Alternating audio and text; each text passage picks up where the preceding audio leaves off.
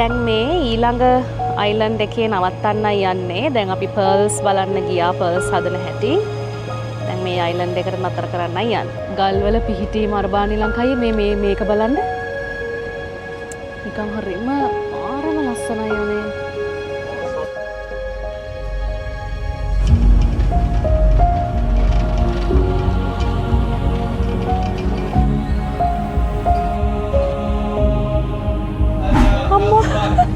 Fish massage.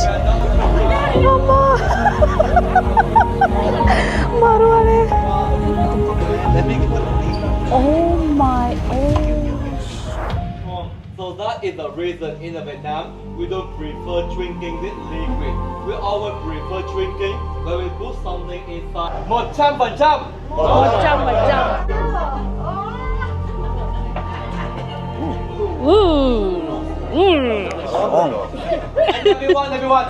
Other version of the map here. Let's just continue this more. Oh my god.